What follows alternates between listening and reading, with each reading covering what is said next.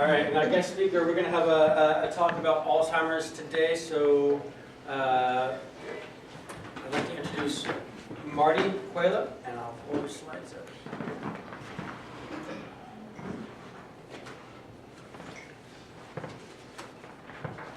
Good morning.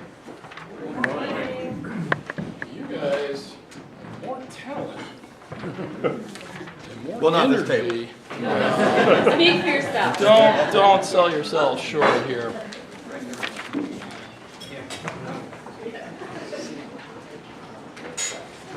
You may have to share a little bit.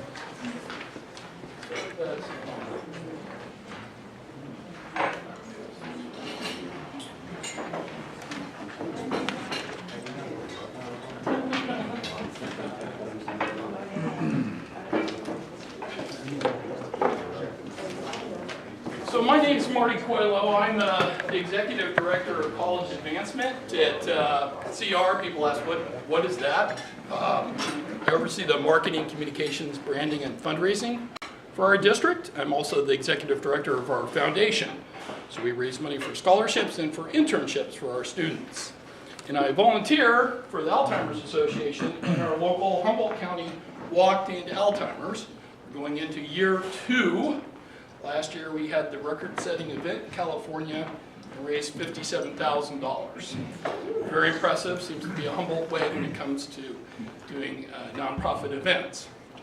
So, a little bit darker subject than what we've been talking about so far this morning. I'd like to recognize we've got some supporters in our audience. Melinda, I believe, is working on sponsorship and teams on our committee. And John Richmond from West Coast Communications is one of our sponsors. And if I have forgotten someone else, I very much apologize. So I actually spent about 25 of my years battling cancer for the American Cancer Society, and I picked a new cause. It is a daunting cause. Of the top 10 diseases, there is only one disease that has no treatments, none, and no cures. 1,000 people a day are being diagnosed. 10,000 people a day are turning 65. You start to do the math, and it's getting pretty scary. So researchers and scientists are stepping forward saying, basically, this is going to be our next pandemic. And here in Humboldt County, the state of California, the United States, we are in no way prepared to take care of an aging population or a population of people with Alzheimer's. So it is very grim. I suppose, given all the other trauma and drama that goes on in our daily lives in this country anymore, we could turn away and just not even deal with it. Or we can kind of stare the beast in the eye and see what we can do.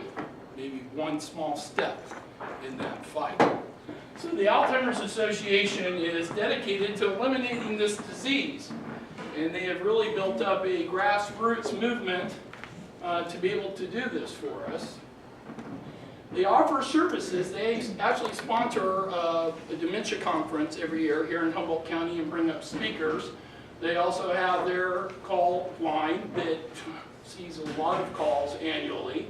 Their website, which has the most up-to-date information on Alzheimer's on the web. And they offer support groups. I think this is one of the things that's most interesting. They are the largest single funder of Alzheimer's research after the United States government and the Chinese government. And they fund research internationally. It doesn't really matter where the cure comes from, we just got to find the cure. And the fact that we're doing this is added to the fact that they are the largest Alzheimer's advocacy force in the country, and we're finally starting to make some ground in Congress. We were recently able to get an additional $350 million increase for Alzheimer's and a commitment to put a national plan together. The fact that that just recently happened in DC in this political environment is a small miracle, big miracle, just a miracle, really, that anything gets done there. So why? they're getting old. Our politicians are getting old. That's my theory. And they're kind of looking around, and if you have seen some of our senators and congressmen in hearings, it's kind of obvious that some of them perhaps are not quite all there anymore. It's kind of scary. I think they're realizing that this is an issue that they're going to have to get involved with. The walk is the fastest growing event in the country right now. It's becoming grassroots. So 600 walks, over 500,000 participants, $82 million raised last year. So we're here to talk to you about forming teams. You do have your Rotary team, which is fantastic, but we encourage people to form other teams. We're talking to you about taking 3 hours out of your day. Seriously, it's 3 hours. On a Saturday morning, you get to go walk for a mile or 3 miles down at Halverson Park. It's just a great way to start the day. So it's not a big time commitment. We're asking people to fundraise. You don't have to fundraise, but fundraise would help support the research, which is really what we need to kick into high gear. So October 14th, registration starts at 8:30. If you haven't registered online, the walk starts at 10. We have an opening ceremony at 9:30. We're going to have Cliff and Kay Hum out there to help MC and broadcast our event live. You know, this disease is really interesting going around and talking about it, because in the last 2 weeks alone, I've gone around and made presentations, and in both those situations, I had people make jokes about Alzheimer's to me. You know, something about forgetting. And I could throw a stone, but I can remember in the past where I used to make those jokes. I thought, well, this is strange, because I honestly cannot remember ever hearing anyone make a joke about cancer, diabetes, AIDS, polio. I thought, why do we make jokes about Alzheimer's? And another woman said to me, you know why I joined up? I'm like, no. She goes, this disease terrifies me. I said, that's why people are joking about it. They cannot emotionally handle this disease. And I think it's because who we are today is the sum of our experiences in the past. That's who we are today. What we've experienced in the past, how we reacted to that, has defined who we are today. And we each have the opportunity in the future to be someone different, to improve ourselves, become the 2.0 version, the 3.0 version. But with Alzheimer's, it takes your past. You forget who you are as a person, and who your family is, and who your friends are, what your passions are, what your hobbies are. And it takes your future. So you don't get the opportunity to improve upon yourself and become something different, become something better. And it just leaves you this ever-fragmented present that continues to shrink, and you unlearn everything.